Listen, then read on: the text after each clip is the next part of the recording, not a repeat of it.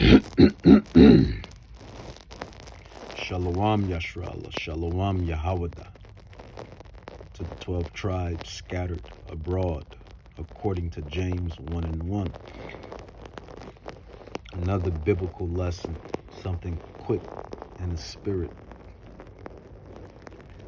And I tend to harp on this subject a lot because it's probably the biggest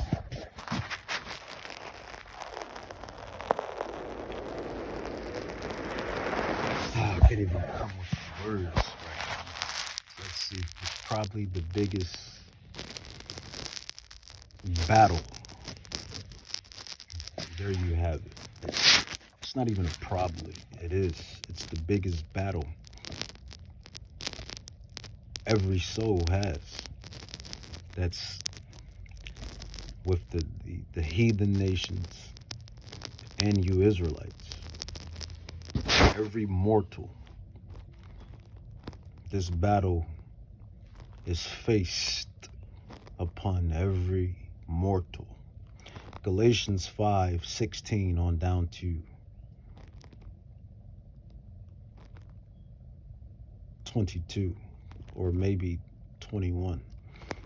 It says, "This I say then," Galatians 5:16 on down. "This I say then, walk in the Spirit, and you shall not fulfill the lust of the flesh." It's one of the biggest battles upon mortals.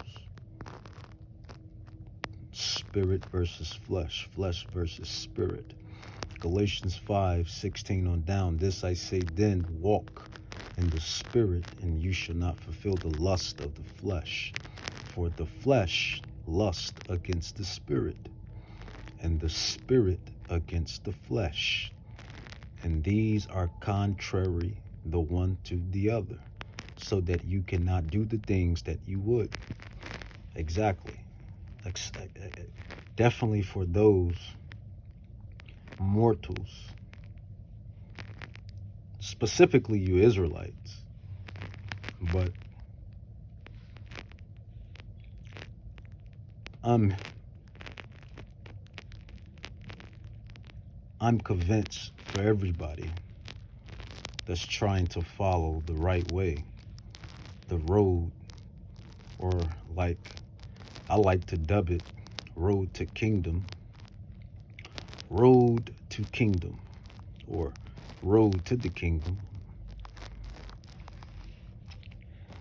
This message is for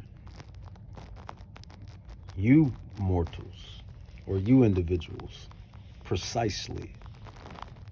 This is one of the biggest bouts you'll have. It says Galatians 5:17, "For the flesh lusts against the Spirit, and the Spirit against the flesh. And these are contrary the one to the other, so that you cannot do the things that you would. But if you be led of the Spirit, you are not under the law." What is that law? That is the law of sin, the law of the flesh. It says, "Now the works of the flesh are manifest, which are these: adultery." You know, there's a lot of adultery going on. Fornication. It's a lot of fornication going on. Uncleanness. A lot of uncleanness going on. Lascious covetousness. Probably pronounced it a little wrong. Lascious covetousness or lascious covetousness. You get the drift, Yashrallah. You get the drift, Yahweh.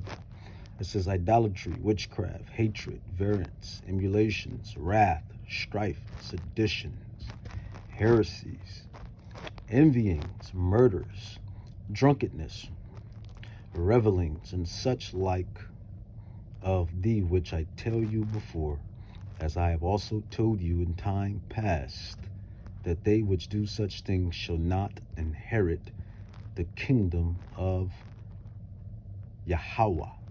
But it says God. You know his name is Yahweh. in the ancient Paleo-Hebrew. And that's the thing. Flesh versus spirit. Us as mortals, we're in a seesaw. We're in a tug of war between the flesh and the spirit and the flesh. And the world doesn't make it any better, especially the wicked rulers of this world, because the Father tells you that he has given the world into the hands of the wicked. And they make it so easy for you to dwell in your flesh. Via anything that's fleshly you can think of, whether it be all the things that was mentioned: fornication, adultery, etc., etc. These are the things that we mortals face on a daily. 1 John 2, it says, love not the world, neither the things that are in the world. 1 John chapter 2, 15 on down. Love not the world, neither the things that are in the world. If any man love the world, or woman for that matter, the love of the Father is not in him.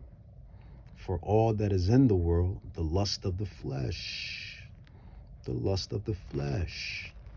that can be power, lusting after power, lusting after women, for you men, for you women, lusting after men,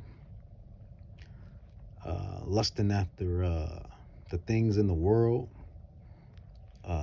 vain glory, even to riches, even to anything